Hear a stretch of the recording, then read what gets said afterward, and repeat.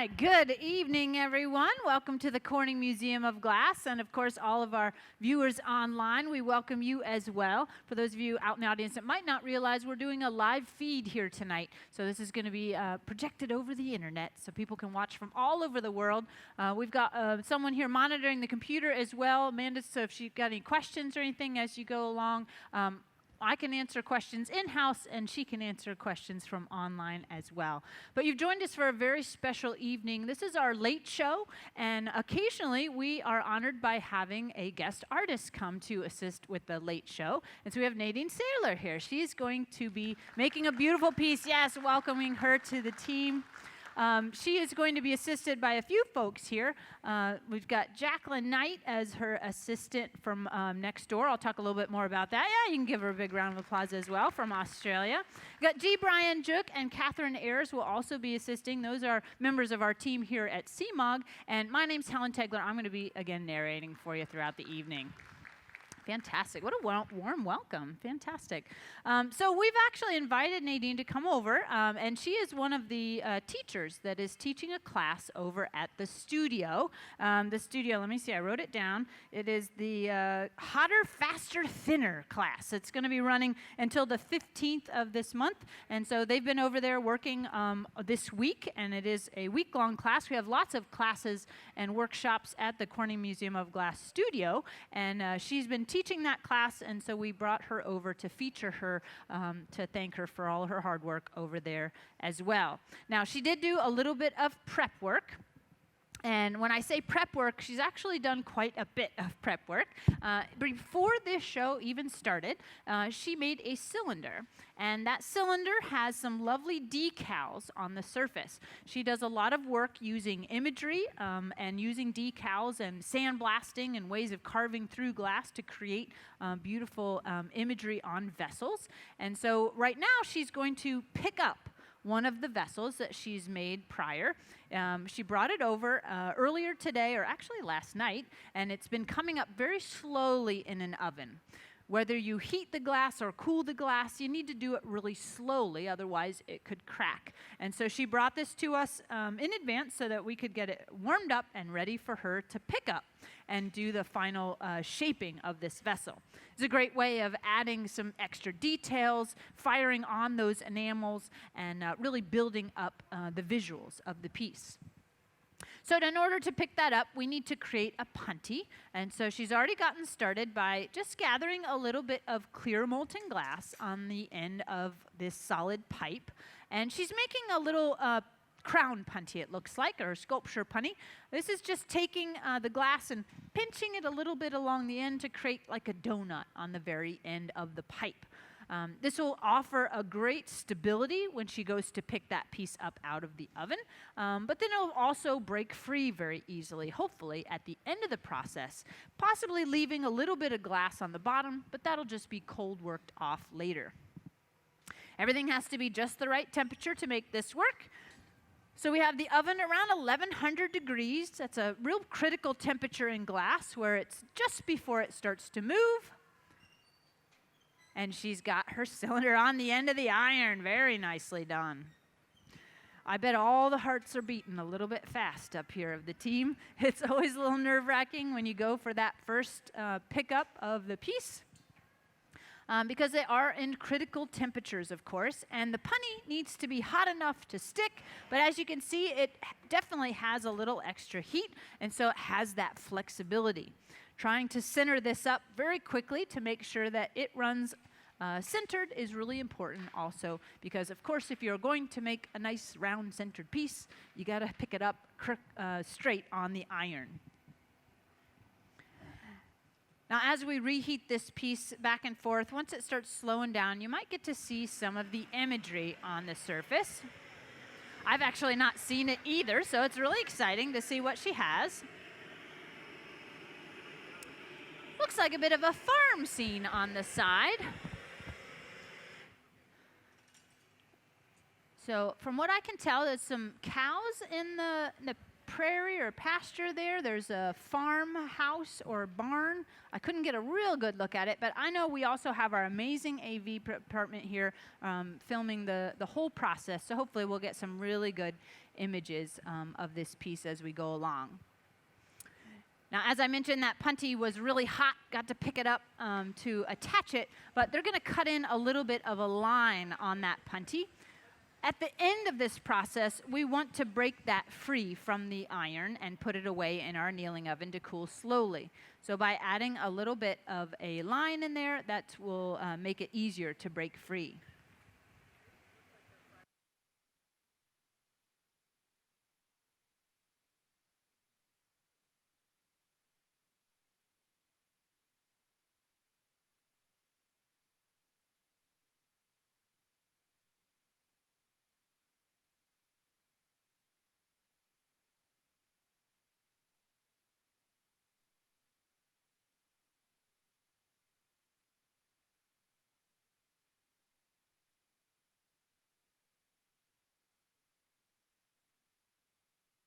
All right, so I got a little inside information there. She said that this ultimately is going to be a stock pot. So in addition to the cylinder, we also have some little handles that she made in advance, and those are going to be stuck to the side. She made all these parts and components in advance because you need to be able to have this cylinder to have it cold. So you make the cylinder, you allow it to cool down slowly, and then all of these decals are added as a separate process. A lot of them are screen printed onto a substrate that when you put the substrate in water, it actually lifts off. So it's like a little clear plastic layer with a paper backing. You screen print the high temperature enamels onto that plastic layer, and then you soak it in water. It lifts that little plastic layer off, and you can laminate it onto the surface of your glass. Now, that's not a permanent adhesion. You also need a little bit of heat. So once you put those onto the sides of the vessel and then refire it, which is what we're doing now, putting it into that reheating chamber, it's firing the glass enamels right to the surface of the glass vessel so that they all become one. You have to be really careful not to smear them when you first start picking them up and building up those temperatures slowly so you don't end up over-firing that vessel. You don't want to change the shape a lot. She's got a really wonderful stockpot square round or squared off round shape, and so she'll work very diligently to keep that in shape.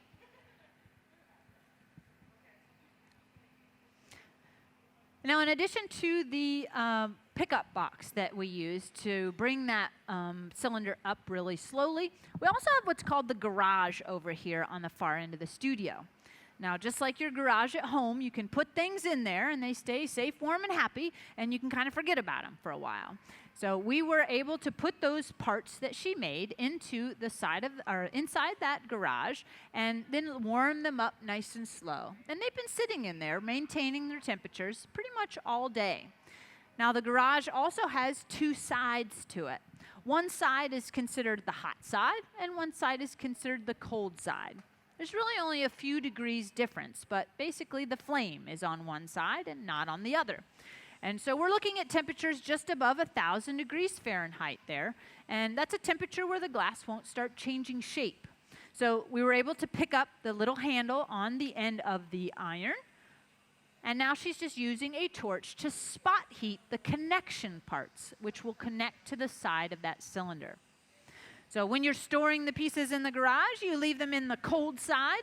That's still only about 1,000 degrees. And then when you're almost ready to pick them up, you move them over to the warm side, getting them as warm as possible, which is only about 25 to 30 degrees above that cold side. Now, also in smart fashion, although I doubt we'll need them, she's made 3 handles, and I believe we only need 2. So it's always good to make a couple backups, especially when you're coming into a new studio and working with a new team. It's always good to have some backup plans as well.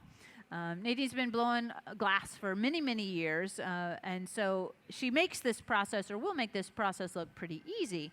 But every time you go into a new studio, we like to say it's like going into a new kitchen. You might be an excellent cook, but it's going to take you a little while to figure out where you keep the spoons and how hot the flames on the stove get, and really being able to acclimate yourself to that new studio.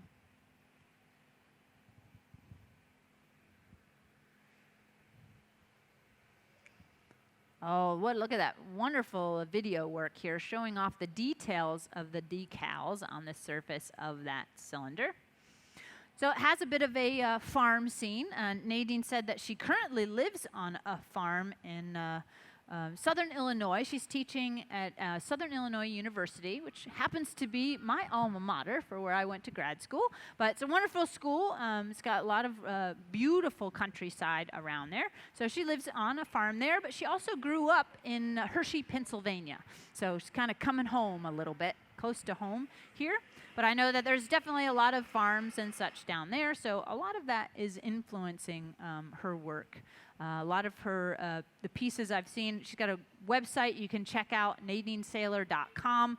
She has some lovely images of some of the sculptural work that she makes, and it's a lot of buckets and vessels and stock pots and all kinds of really fun references, in addition to lots of sculptures and installations and other things. But that's just one realm of artwork that she's delved into in her career, is that connection with farm life. So here we go, nice little hot handle. Again, focusing temperature only on that connection and then breaking it free from that temporary punty. Very nice. Now you can see there's still a little bit of glass stuck to that handle. So we needed that glass to be able to attach it and to stick it on. We don't want to end up breaking a hole in that connection. So she actually left a little excess glass on that handle. But since it's not needed for the final piece, she's going to take a torch and just sort of squeeze and pull away some of that excess glass and refine that handle just a little bit. Do we have any questions so far that I can answer? All right, well, if you think of anything, whether you're here in-house with us, or of course we've got lots of folks online. How many folks we got watching so far? About 70 people online. Fantastic.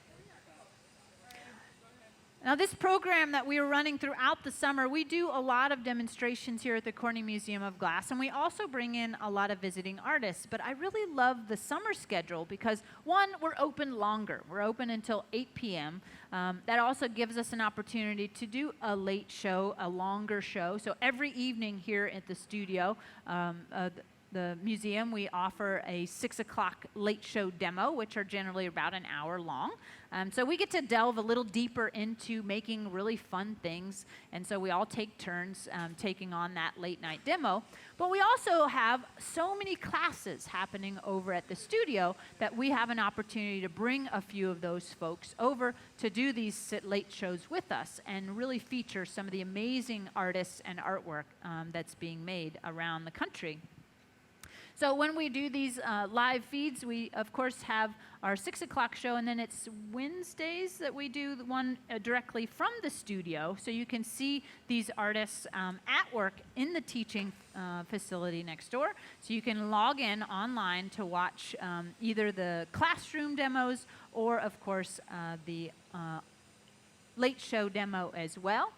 And if you somehow miss one that you really wanted to see, you can also just check out the YouTube channel. We've got all of them housed on there. So you could spend the entire year watching glass videos, really. We've got quite a collection online. And I do think it becomes an education point in itself. Having resources like that, being able to watch demonstrations from anywhere in the world and being able to see the amazing work that artists do, it really does bring the world of glass right to your own home. You got a question, sir? What are we using to power our ovens? Yeah, so this studio here is all gas-fired. So we are using gas for our furnaces, gas for our reheating chambers, and actually the garage is also gas-fired. We use electric to fire our the pickup box that we used, and also the annealers that will allow our glass to cool. Now, up in our innovation stage, you might have been here earlier today, you might have seen one of our innovation shows. That is actually an all-electric shop. And so you could use either. The fact that we have a electric furnace is not unheard of in the glass community. It really depends on your energy usage, but what's unique here at the Corning Museum of Glass is that we have an electric reheating chamber, and those really don't exist elsewhere in the world, but we've developed those to be able to demonstrate anywhere in the world, including on open water. So we needed to have non-fire related furnaces, and so we developed that all-electric reheating chamber that you can see in action up there in the innovation stage. Yeah. Is this piece an opaline? I'm not sure which color she used for it. It does look a little bit translucent. It's opal white. Opal white, all right. So yes, it is an opal white. One of the really lovely things about glass is that it can be opaque, it can be transparent, it can be translucent, and even a solid opaque glass, when used small amounts and blown really thin, can give you a bit of transparency. So that is part of the tricky thing of learning to blow glass, is to also understand how much color you might need for a particular piece. But you can see she's really cleaned up that first handle, and now we're going for the second handle. A little bit of torch to connect that piece. A lot of coordination in the timing of everything as we work. Glass blowing is all about heat control and timing. If you don't have your timing right, you don't have your temperature right, good things do not happen. So, yes. Is this her work on the floor? No, actually, this is all work that's done during our demonstrations here at the Corning Museum of Glass. She's just coming to us for today, but if you visit over at the studio, you'll probably get to see some of the work that they've been doing during the class. But I would highly suggest checking out her website at your earliest convenience, because she has a really great website. I was just looking at it right before the show. Has a lot of beautiful images of the work that she's done currently, and of course in her history of glassmaking, which she graduated, I believe, from Alfred University, if I remember correctly, in 2008. So we've got 3 Alfred folks here, actually. G. Bryan also attended Alfred University, and her assistant as well is an Alfred grad who works currently in Australia with glassmaking. So the color that we're using to make colored glass, you actually just add metal compounds and oxides to the raw materials of glass. And so we've got big chunks of glass that we buy just in bar form. So we can take that chunk and break out as much as we want for the particular piece, warm it up, start with that on a pipe, and then we end up having a color layer sandwiched between lots of clear. It's very rare to have full tanks of colored glass in a standard studio, because you need a separate tank of glass for every color. So if you do, you might have maybe a white or maybe one color, but typically you'll have clear glass and then you purchase the color separately. That way you have a lot more diversity, a lot more flexibility on how you use that color. And when you use the bar color, it's solid, and when you use the little pieces called frit, it's going to give you more of a polka dot effect.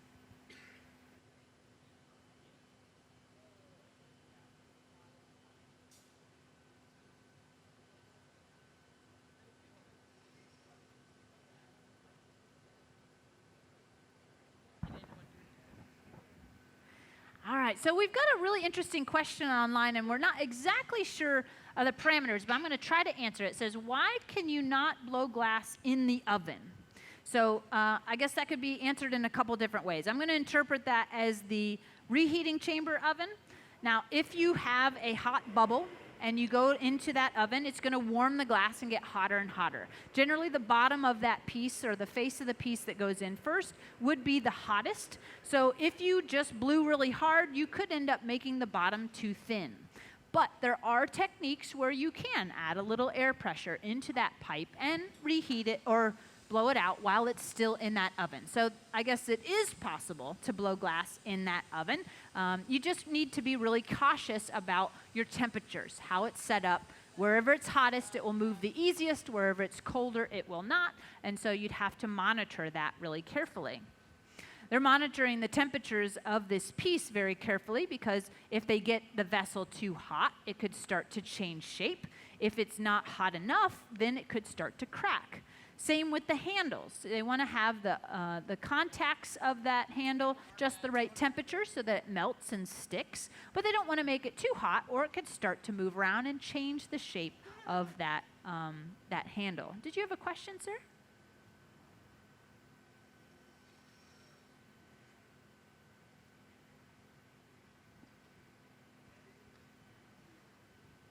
So the animals that you see, the graphics on the surface of it, is it embedded into the glass? I would say it's more like painting on the glass, right? So you're using a high temperature enamel paint, and that's what you make the decals with.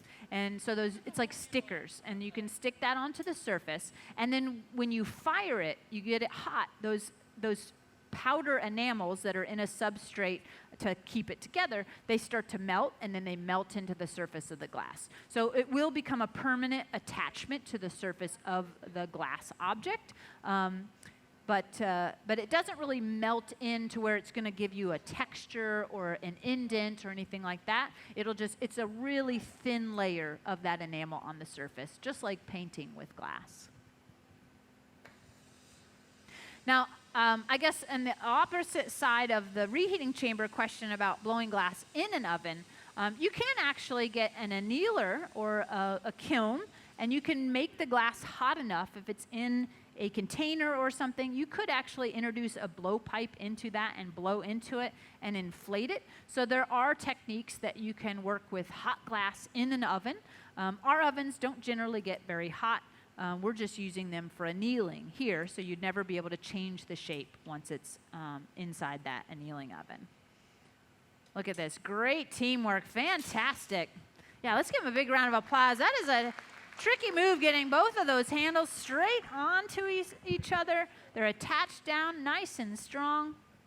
They're going to take a little time to kind of tweak that shape, make sure that they are contacted well.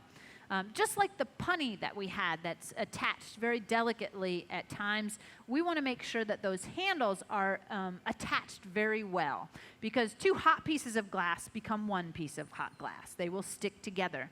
But if it's two slightly warm pieces of glass that are stuck together, that can create a bit of a weakness between that connection. And we don't want those handles to be really delicate that a light little tap could pop them free when this is at room temperature. So she'll take some time with the torch, one, cleaning up that little punny mark, and two, making sure those handles are well attached to the side of our stock pot.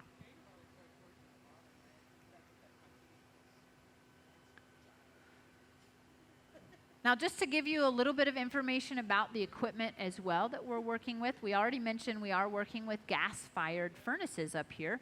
But our furnace here in the center, that is where we melt all of our glass. So our furnace holds about 1,000 pounds of clear molten glass. And both the furnace and the reheating chambers, we have two of those workstations there, a larger and a smaller. All of those run at the same temperature because they're designed to melt glass. So we're looking at temperatures around 2,100 degrees Fahrenheit or about 1150 Celsius. At those high temperatures, the glass becomes very fluid. And it's about the consistency of honey inside of that furnace. So we can just kind of wind it on the end of the poles and gather it up. And as long as we keep turning, it'll keep it from dripping on the floor.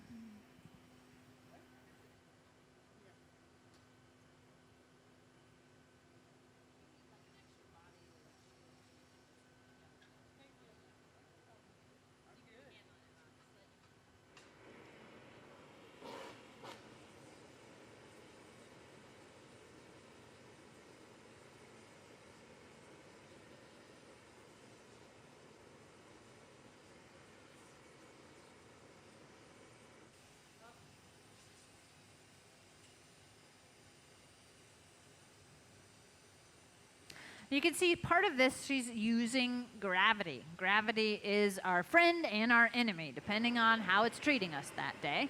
But she heated that up, and then by flipping upside down, that hot glass will start to drip. So it kind of helps it pull off the handle just a little bit, and using that as opposed to getting it really hot, leaving it up and letting it puddle and making the footprint of that punny connection even bigger.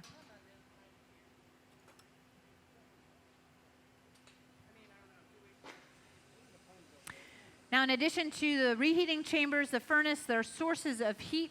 Additional sources can be brought to us by the torches. Now, there's two different kinds of torches that we're using here tonight.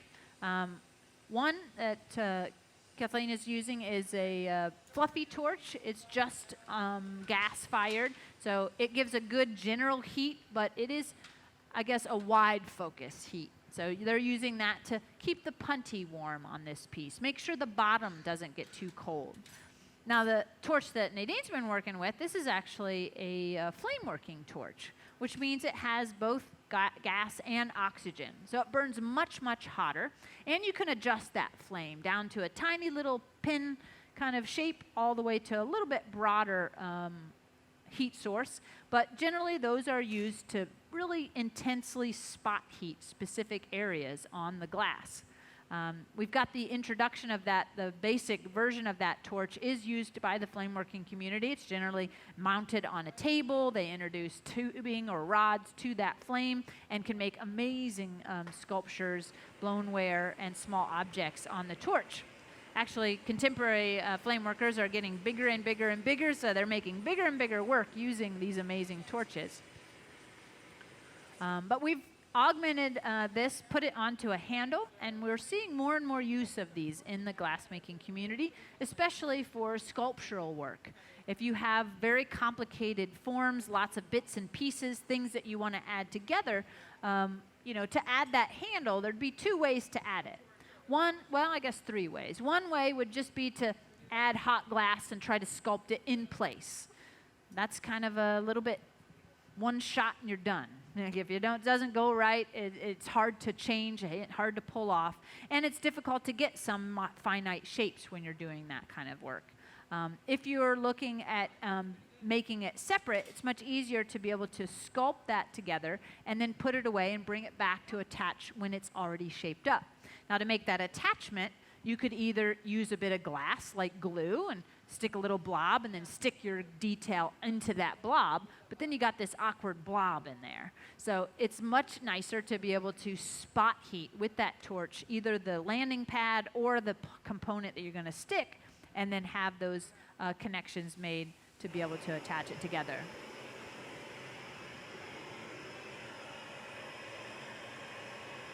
You need me to glove up?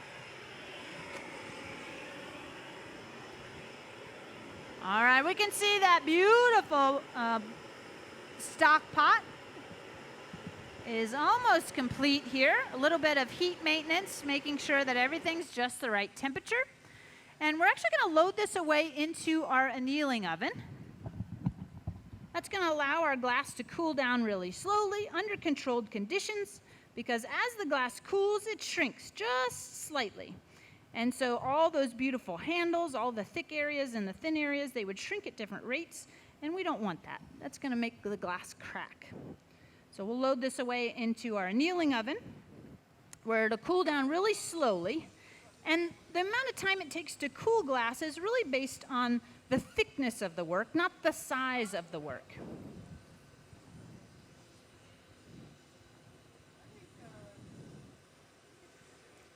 Lower oven on the right.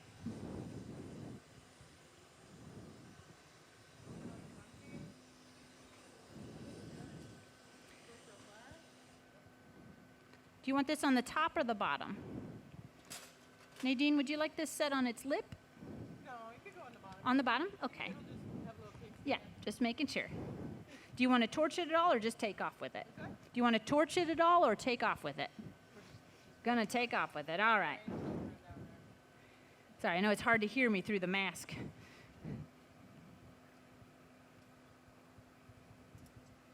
So a little bit of cold steel helps cut this line.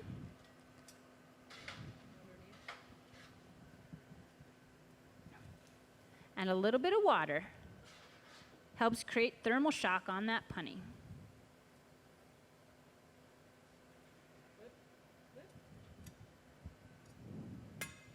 Light little taps all it took. Beautiful start.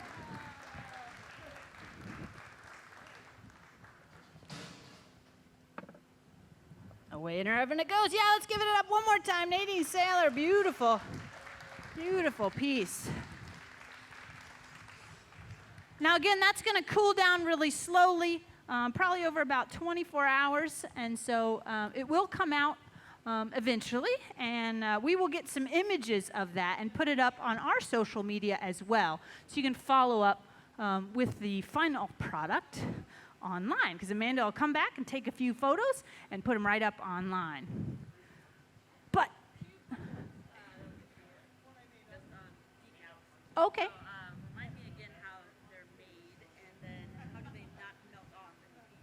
All right, those are great questions. Now, I want to, before I answer those online questions about decals, I just want to let you know that this is pretty exciting. You're getting a twofer tonight. So we're not just making one piece, we're actually going to make two pieces tonight. And so she's going to get started on a dog bone, is that what you said?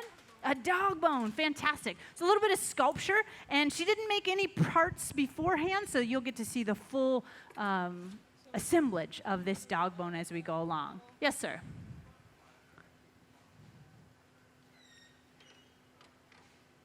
I'm sorry, I didn't catch the first part. Oh, that's a great question. So stockpot, is it functional? Could you put it on your stove? Now, one thing is the kind of glass that we use is soda lime glass. That means that it's I know, you're like, I don't know what that means. But soda lime glass is a big family of glasses. And it basically means that it just has soda ash and limestone mixed into it. And when you take silica and you add different things to it, it changes the working properties of that material.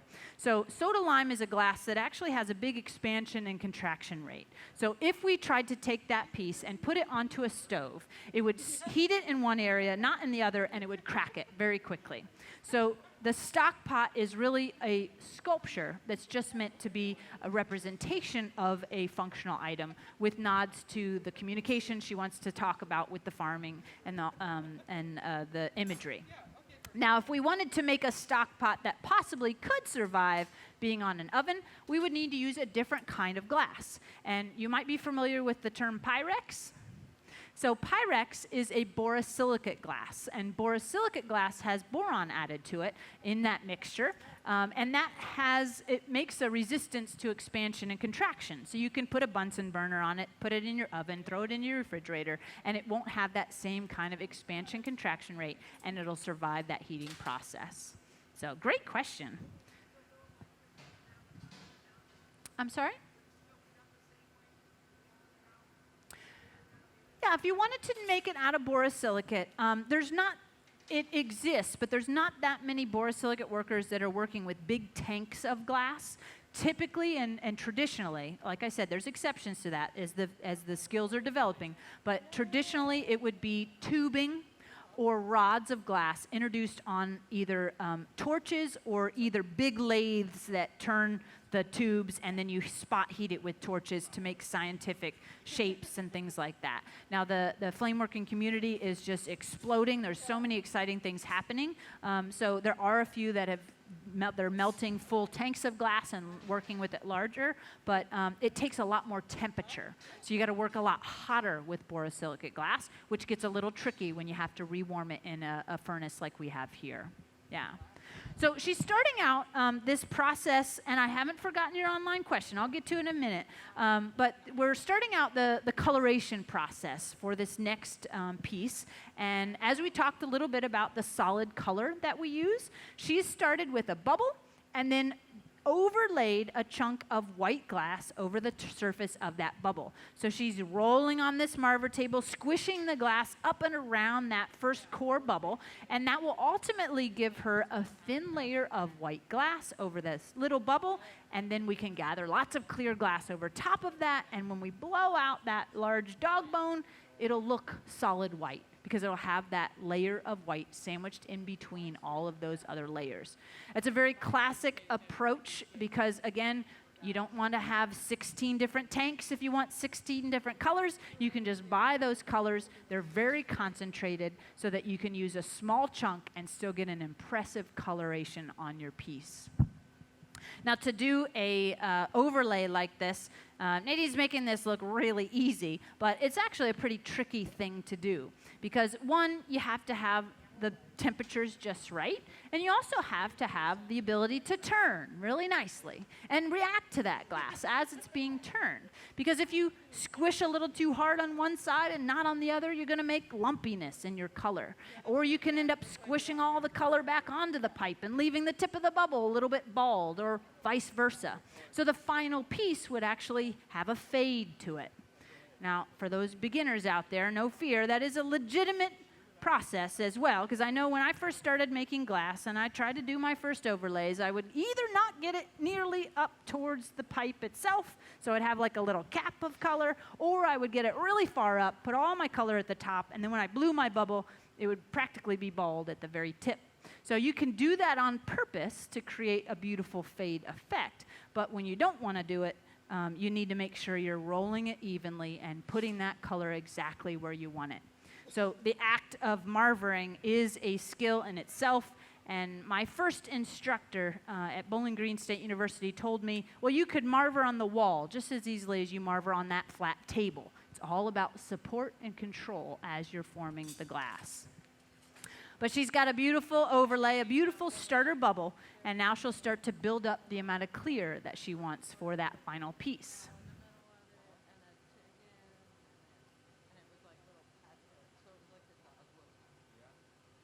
All right, so returning once again to our online question, it was about the decal process.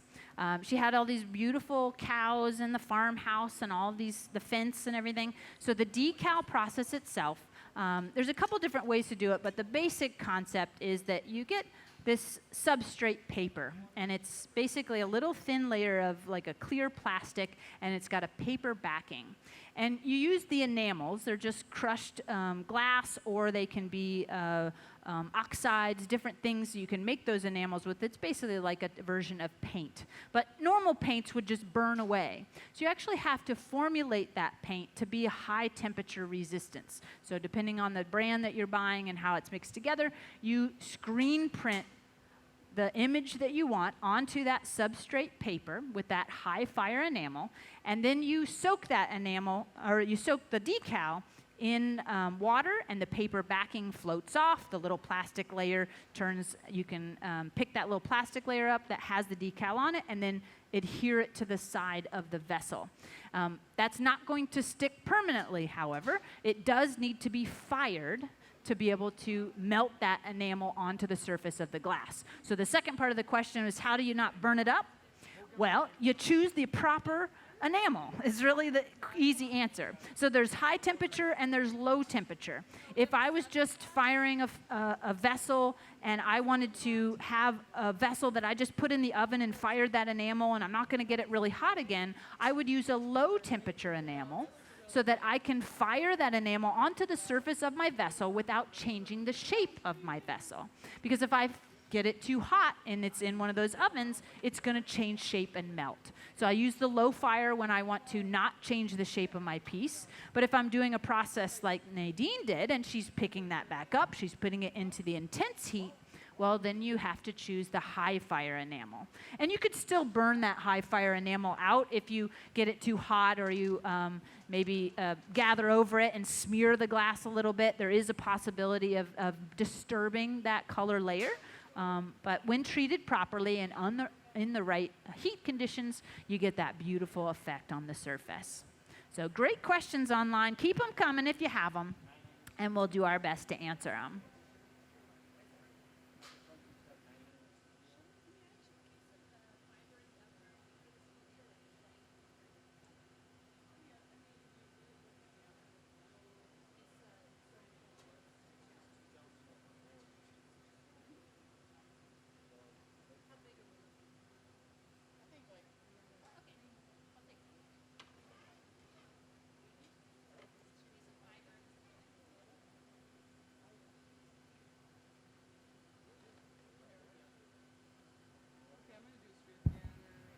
All right, so Nadine's got that first gather, nice little layer of clear over the white glass. And she'll go back into the oven to get another layer.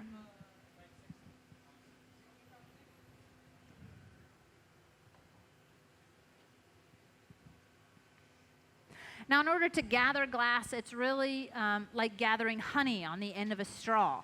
The glass at the 2,100 degree Fahrenheit is very fluid. So it's like the consistency of honey. You can just wind right on the end. And it looks like she did what we call a strip gather. It's just draining some of that glass back into a bucket that we can then recycle that glass and put it back into our furnace. That offers a really nice, thin, controlled layer on the surface, and she could either take and keep all that glass or drain some of it off and then be able to reuse it later. Yeah, exactly. There's water in the bucket. So when it's dripped into there, it thermally shocks and it breaks into little pieces. We drain off the water and we separate the clean, clear glass from any of the other scraps that we use, so we can just put that right back into our furnace to remelt.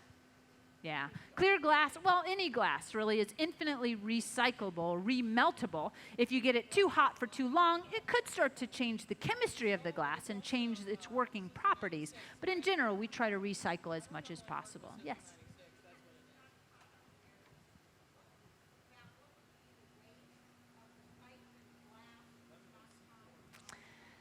Yeah, the weight of everything. Everybody's always curious about the weight. So the pipes themselves, they come in different sizes and thicknesses depending on what you're going to use them for. So she was using a pretty hefty pipe, maybe only about 5 pounds or so.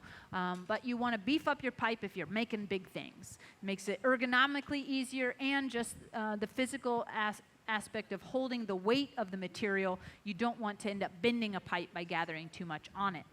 A lot of beginners are really guilty about that. They think, oh, I can handle a small pipe, but then they put too much glass on it, and then the pipe just bends. So you pick your appropriate size pipe. But the glass itself, the stockpot, I would still guess would be under 10 pounds. It's really different, though, when you put 10 pounds on the end of a 4-foot pole. It's going to feel much heavier. So there's moments where that probably felt like 50 pounds, and there were moments where it felt like it's 10, 15 pounds appropriate. It really depends on the temperature. Sometimes when things are really moving around, you go a little off center. It takes more torque to get it back on center or to flip it the other direction.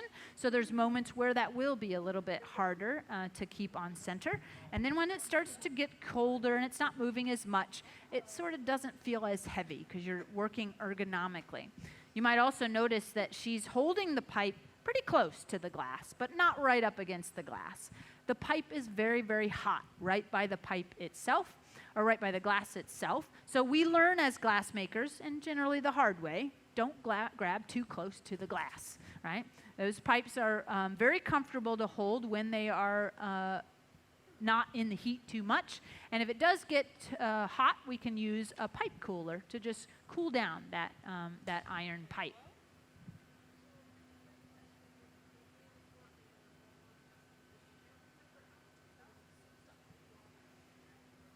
Yeah, that's a great question. So Nadine's got a great team of folks here working with us tonight.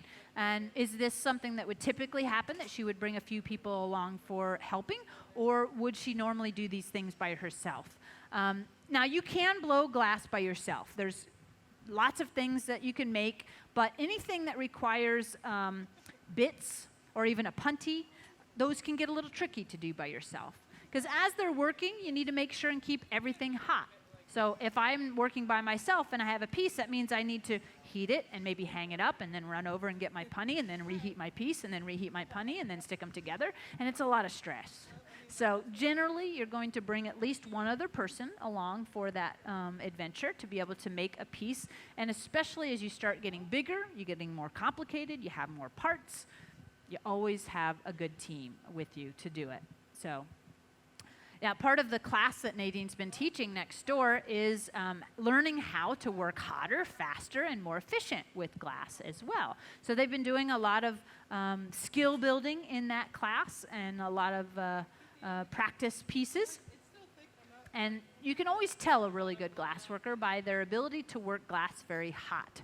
because it is complicated. As soon as it starts moving around more, you got to think ahead, 10 steps. You got to really acclimate to the material as it's moving. You be able to have the turning skills to recognize how fast to turn and how slow to turn, depending on what the glass is doing and which direction you want it to move. And so there's a lot of factors that come into really connecting with that material and being able to make it do what you want. And really the best glass makers are using the natural tendencies of that material to harness that and make the objects without the struggle of glass making.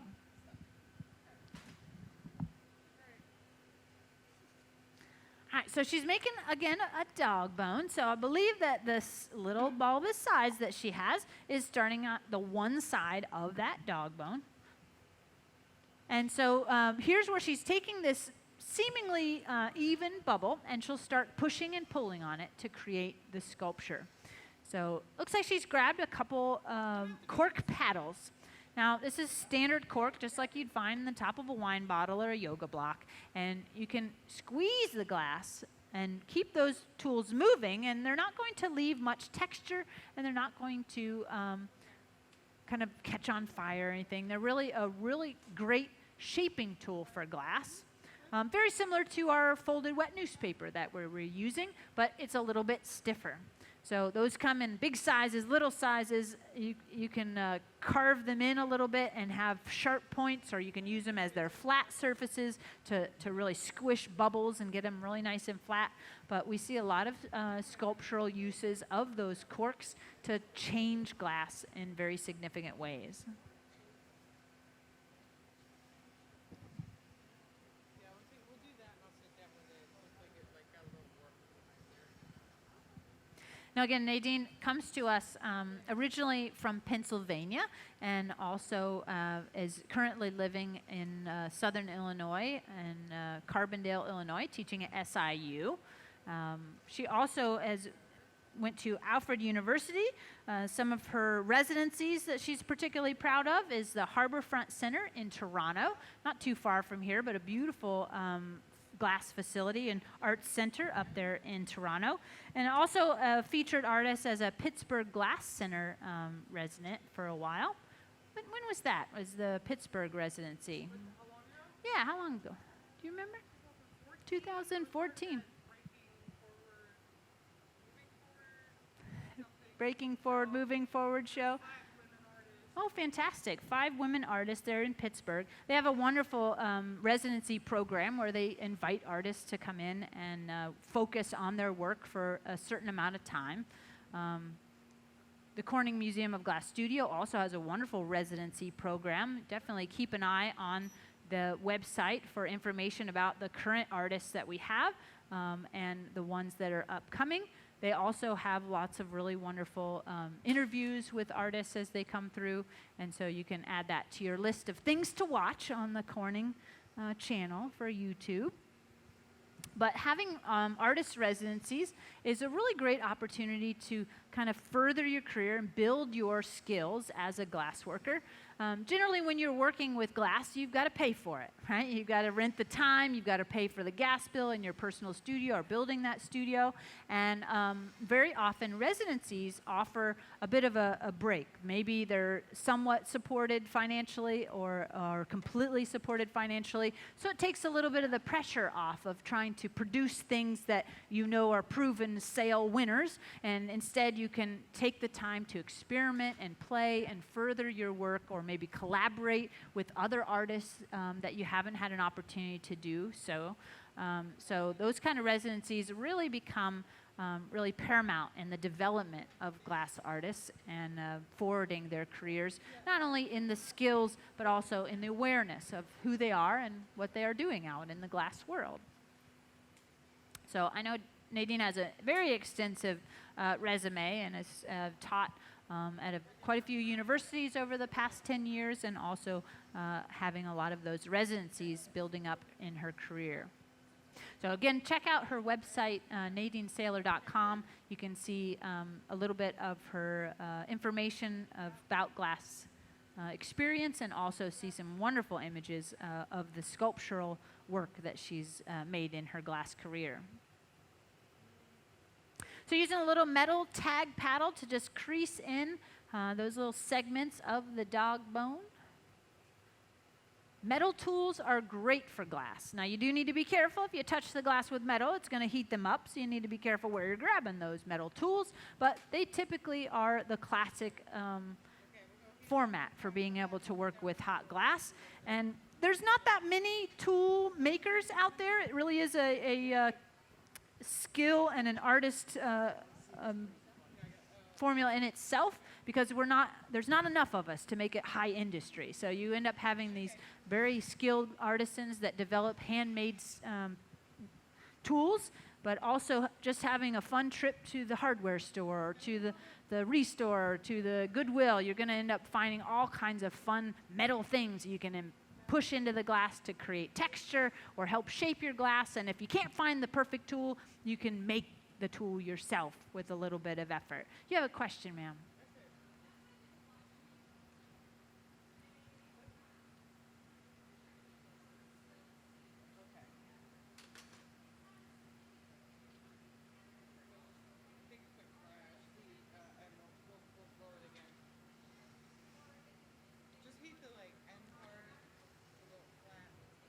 Yeah, that is a great question. So we've got a lovely lady here in the audience that says she's been watching us go blow glass over the last couple of days, and she noticed that the teams and the people all just sort of work together so seamlessly.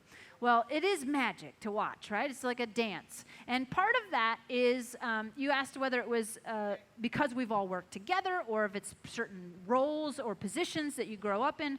Well, as a glass artist, very rarely do you work by yourself. As I said, you have the ability, but it's rare. And so you have to learn how to coordinate with other people. You also become very self-aware of how you work. And there's different stylistic ways of approaching glassmaking, but the basic rules are all the same. Glass is glass, no matter where you are in the world, aside from a few stylistic differences. So you have a skilled glassworker that joins your team. They probably understand what you're trying to do and what you're working with. And so it's kind of like a sports team.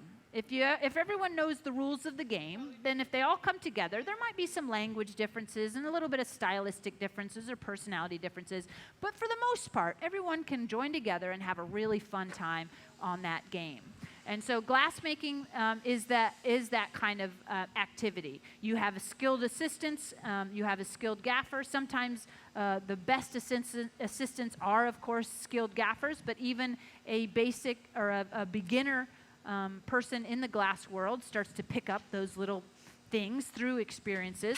You can take residencies, you can do workshops, you can come out of school with your degree, and even if you've only been blowing glass for a couple years, you get a sense of timing developed, and then the more you work with it, the more people you work with, the more comfortable you get in that process.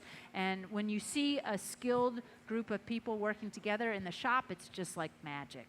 So it really just is a testament to the skill that you've seen here today, not only with our team here at the Corning Museum of Glass. We have a fantastic group of folks that have a minimum of 7 years of experience on everyone on the team, up to about 35 years of experience of glassmaking.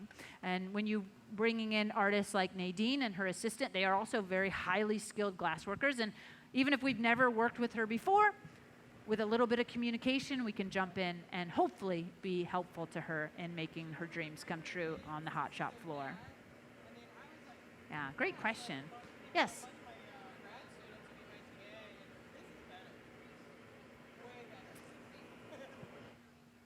Oh, is the number of glass workers increasing or decreasing depending about 30 years ago? Well, I don't know exactly how to answer that because there used to be a lot more factories. So factories would have a lot of glassmakers that could build that skill. There's not a lot of handmade glass factories left. They're unfortunately closing down everywhere around the world.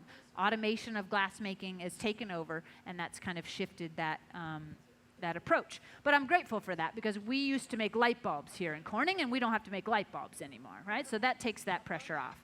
But if you're looking at glass making, in today's society, it's usually either public access studios like here at Corning, where you can take classes and workshops and just build your skills, or you have universities like where Nadine teaches, and she can teach the next generation to work with this material, but really looking at glass as a creative material. Now, I'm not saying there weren't creative things happening with glass before the late 60s, but in the late 60s, it really started a new movement in glass where it was taking it out of the factory and bringing it into the hands of the artist.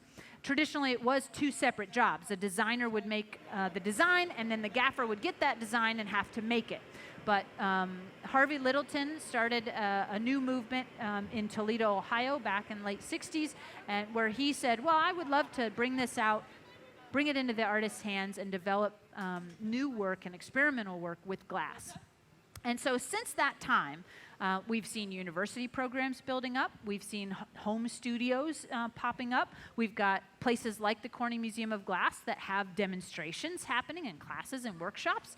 And so in some ways, I think there's less production glass going on, but there's more artistic glass happening. And those have built up over the years. And it used to be a male-dominated field, but now you're seeing more and more women coming up the ranks and really taking over, I think, in a lot of ways. Especially university programs, you know, even if you look at the numbers of how many students are starting, the women are still outnumbering the men in those programs as well. So it's really exciting to see Nadine and all these strong women coming out of the ranks and really building up those creative levels of glassmaking. Of course, we still have amazing men in the programs as well. But yeah, it's just shifted the way that we're approaching that material in the last maybe 50 years.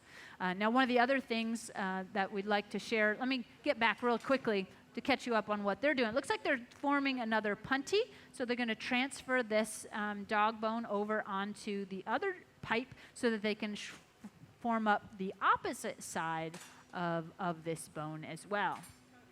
But one of the really exciting things that's happening here at the Corning Museum of Glass is we have a new exhibition called New Glass Now. And this is a celebration of all things possible with glass as a material, both science, experimental, performance, traditional approaches. But really, it's a publication that Corning has been putting out since the late 50s. And we've had international artists from all around the world apply to be a part of this publication, and then there's been 3 exhibitions that help celebrate that with actual objects to be on view. And so this year we're celebrating that tradition with our New Glass Now exhibition, which you definitely need to come and see if you are from far and wide, but those of you who are here still in house, it's right above you in the contemporary wing of our museum. Now look at this. This is a really unusual punty version. So instead of having a round punty that just sticks to the bottom, she added one little handle and then added a second handle and stretched it to contact the first. So she's created a two-touch. Yeah, you can give her a big round of applause for it. Absolutely. Sometimes you have to be really creative on the way that you approach transferring pieces and connecting pieces to the irons. So a light little tap, and we've got our dog bone transfer. Very nice, Nadine, very nice.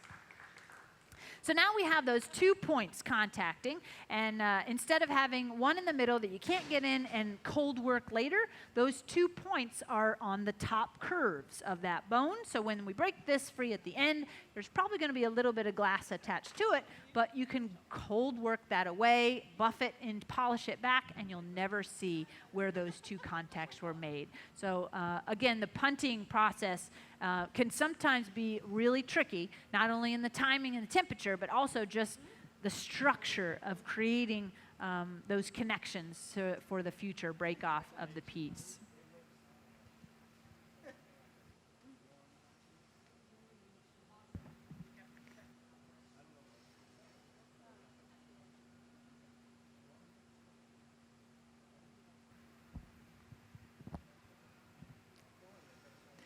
All right, so now we've got this flipped around. She can start to focus a lot of temperature on the opposite side of the piece and start to inflate or really reshape that second half of the bone. Now this, even though this is a sculptural piece of glass, this approach is actually quite common in blowing a glass object. You finish one side of it, when it's on the blowpipe, and then you attach a punty, and then you finish up the opposite side. As we're reheating the glass and using these reheating chambers, basically whatever's furthest away from you, you can get the hottest, while keeping what's close to you just a little bit more cool and stable. And so that's why even all the pieces that you see here in the amphitheater, they get traded one way or the other, somewhere in that process, and be able to focus the heat directly where you need it along that form.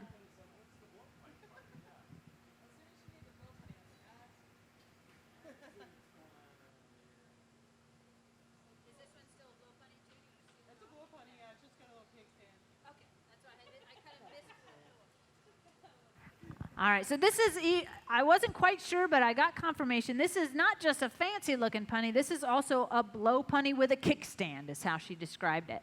So I was wondering if she was going to seal off the other end. So when you seal off glass, that means the air is trapped inside. And so if you go to heat it, hot air expands. When you go to cool it, it'll shrink. And so if you seal that piece off completely, you're going to end up having something that will breathe and collapse, and generally in the end of the process, it would collapse.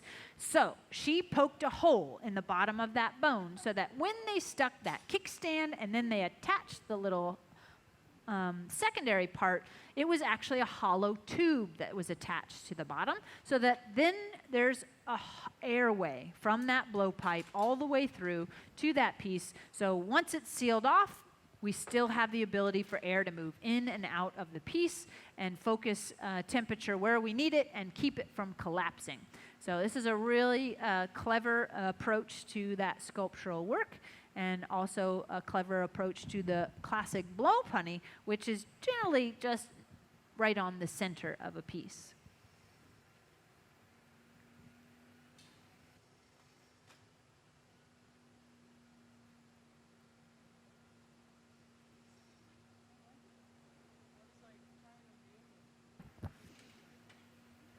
So you can see she has closed down the end of that dog bone, so now we can start working on inflating it once again using that blow punty.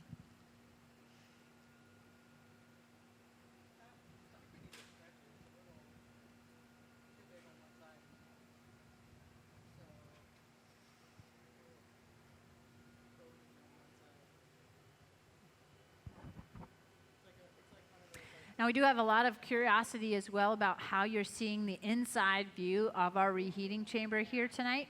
Now, a lot of people wonder if we have some sort of fancy high-temperature camera. That would be nice, but no, we do not have a high-temperature camera, but we do have some high-temperature glass. We talked a little bit about glass formulas at the beginning of the show, talking about the difference between soda-lime glass, which has a big expansion and contraction rate, and borosilicate glass, which resists that expansion-contraction rate when it heats and it cools. But if you take pure silica, fused silica, you can make a very optically clear glass that has a high temperature resistance. It's about 4,000 degrees. Typically, glass has a flux added to it to lower its melting temperature. That's what the soda ash does for our soda lime glass.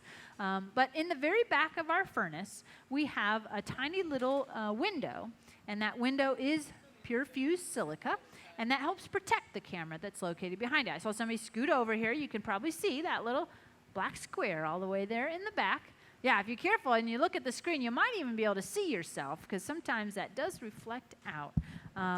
But that's a specialized piece of glass. Now, Corning Corporation is currently tweaking formulas all the time. They're trying to find the newest, greatest thing in glass, trying to figure out if you change that formula, what does it look like, what does it do, what can we do with that glass that we formulated.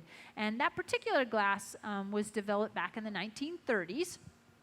And at the time, they didn't really have a use for it, but they figured out what attributes it had, and it kind of went on a shelf.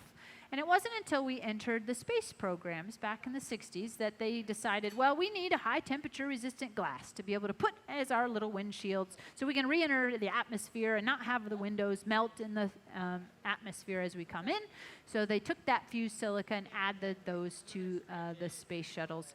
And we've got a little teeny version of that little fused silica window. Protects the camera behind it, gives us a really fun and unique view into the action of that 2200 degree furnace.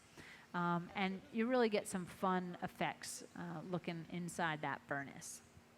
But you can see we've reheated the top, created that bulbous end, and now she can start to use those corks once again to cut in the sections of that dog bone.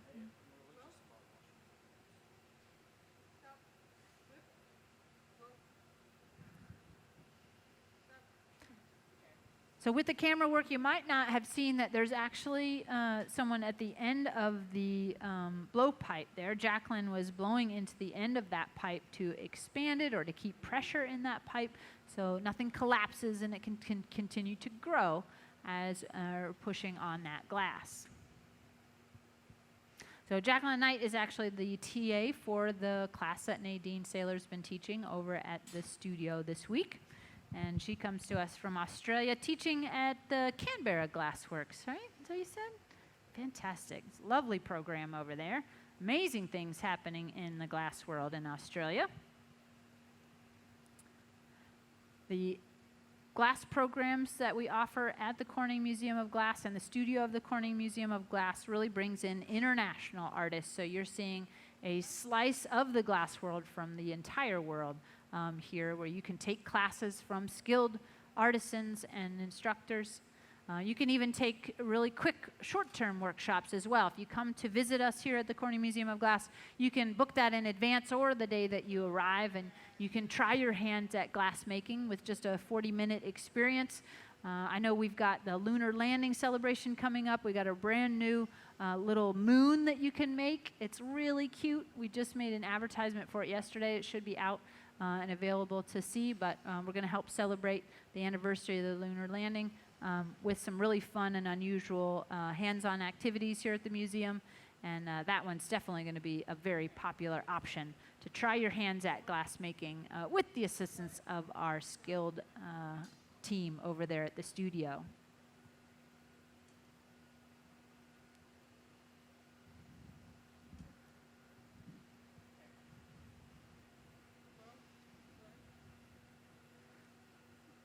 I love it. Once again, going back to those metal tools, using a combination of paper, wood, metal, cork, really anything that you can grab hold of to shape with the glass, but each one of them will do different things. If you have cold steel on cold glass, it could crack it, but if you use cork or other softer materials that really don't create their own chill, those are really great for shaping glass in at slightly colder temperature because it won't actually shock the surface of the glass as well.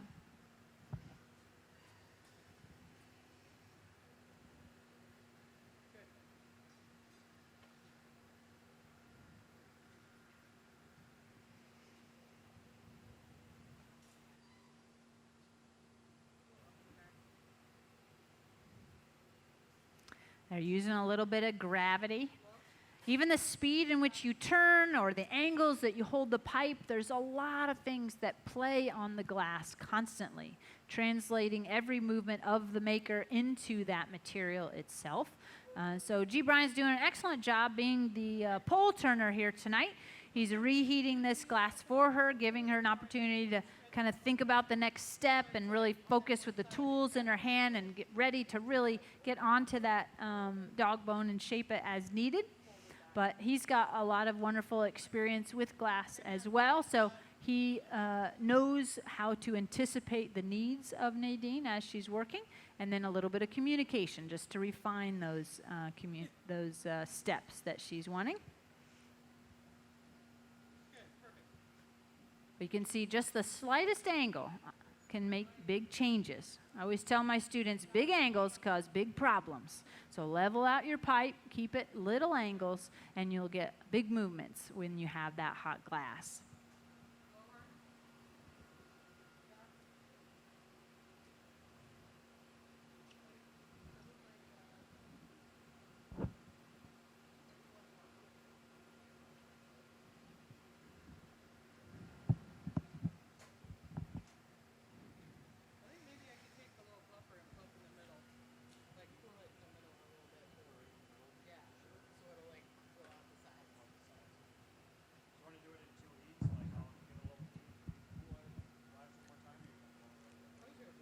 Now, Nadine's class, Hotter, Faster, Thinner, will be running until the 15th of this month, so just a couple more days left. So it's too late to join that particular class, but keep an eye on our website. Keep an eye on the class listings. There's lots of summer classes available for hot glass working, sculpture. We have a lot of flame working classes coming up. Casting, fusing, really anything you can imagine with glass, and probably a lot of things you never realized could be done with glass. You can learn how to do that over at the studio. And so we bring in artists, different artists every year. We also have year-round classes. The summer classes tend to be the more intensive classes, 1 week, 2 week classes, bringing in artists from all over. And then during the winter, we might have featured classes that maybe last a weekend or a week long. Maybe one night a week for 10 weeks. It really depends on how local you are and how much you want to travel to come visit, but there's lots of opportunities at all levels, very beginner all the way to advanced. So definitely check out the Corning Museum of Glass, cmog.org website, and you can maybe even join in on a class. I know there's a few spots left in some of our summer programming.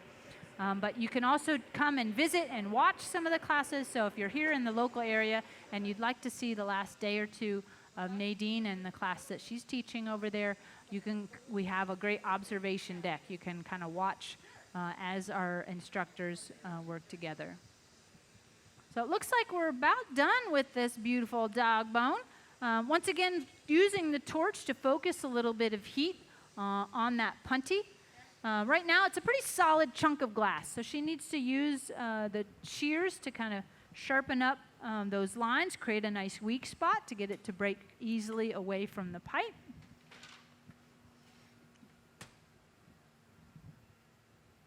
And Catherine Ayers getting dressed in all that heat-resistant gear to be able to catch that dog bone, put it away in our annealing oven for slow cooling and safekeeping.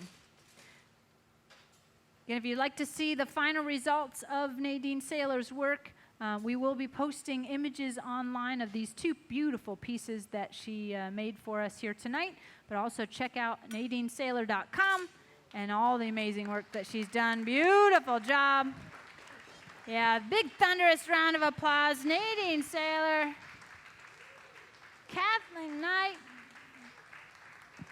G. Brian Jook, and Catherine Ayers.